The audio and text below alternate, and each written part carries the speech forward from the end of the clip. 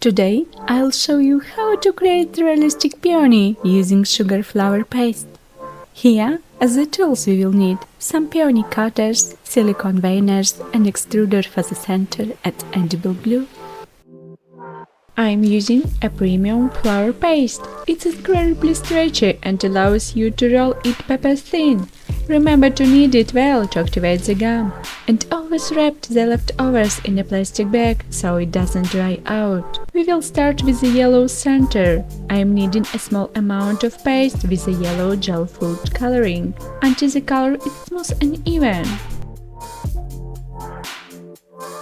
Next, I divide the yellow paste into two pieces. With the larger piece, I roll a smooth ball and use a ball tool to indent it, creating a small cup shape. Now, I take the second piece of yellow paste from the bag and use a sugar paste extruder to create the future stamens. It makes them perfectly uniform and neat. Next, I trim the stamens to the right size with a knife, pinch them together and attach them using Hobbycraft edible glue. I use tweezers to place the remaining individual pieces to completely fill the center. If you have time, it's best to let the center dry completely, so it becomes nice and firm before adding the petals.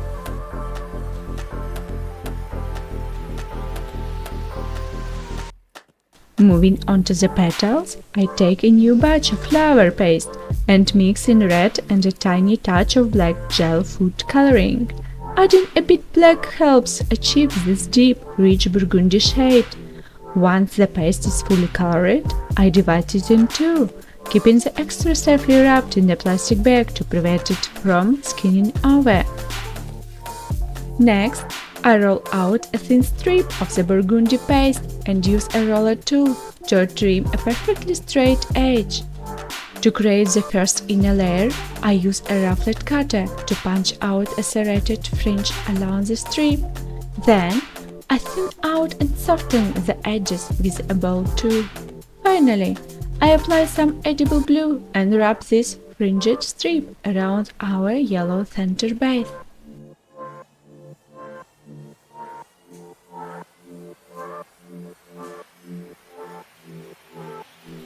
I'll be using 4 different sizing of peony cutters, which means our flower will have 4 beautiful layers of petals.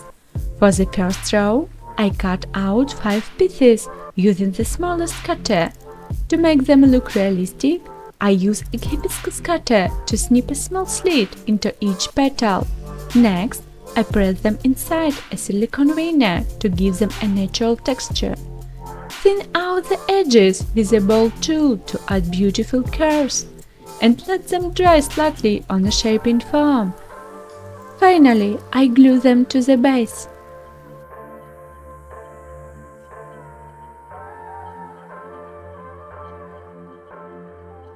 For the second row, I move up to a slightly larger cutter and a larger silicone veiner.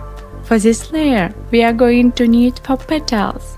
I follow the exact same process, roll the paste, cut the shapes, and press them into the veiner to capture that beautiful texture. Then, I thin out the edges with the ball tool, let them dry a bit on the shaping foam, and carefully glue them to the base, overlapping them slightly.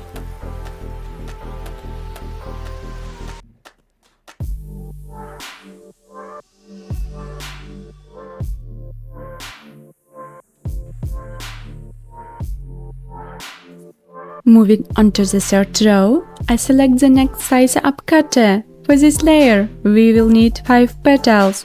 I'll be using the exact same large silicone veiner for both this row and the final 4th row. After shaping and thinning the edges as usual, I glue the petals in place. To make sure the peony holds its shape perfectly while drying, I gently place the flower inside a paper cupcake liner.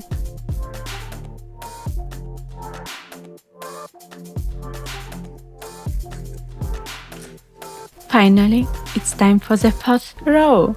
For this layer, I need 5 more petals.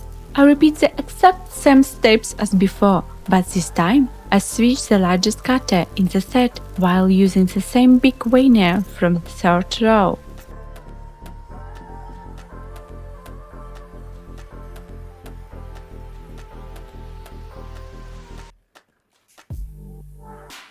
I use a round cookie cutter to stamp out a neat circle from the burgundy paste. Apply a little edible glue and press it onto the bottom. Then I blend and smooth out the edges using a bowl tool so that patch seamlessly integrates onto the base of the flower. I finish the flower with a light coating of edible gold glitter. I use convenient pop spray to gently dust the peony. And here is our stunning finished sugar peony. As a final tip, I highly recommend leaving the flower inside the paper cupcake liner for at least 24 hours until the petals are completely dry. Thank you so much for watching and happy baking!